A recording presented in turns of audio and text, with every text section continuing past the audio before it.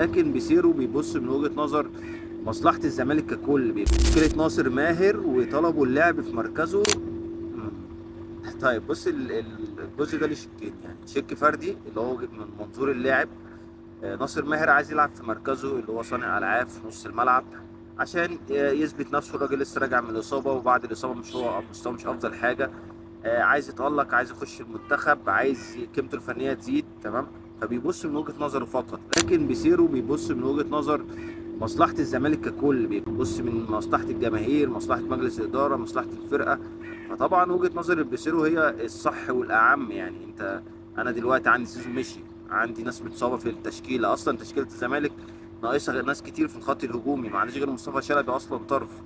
فبيصيروا محق تماما ان هو يحطك في مركز يعني الطرف. هو محتاجك في كده. العب بقى، يلعب واجتهد ويشوف اساسيات المركز دي، والتوفيق ده بتاع ربنا.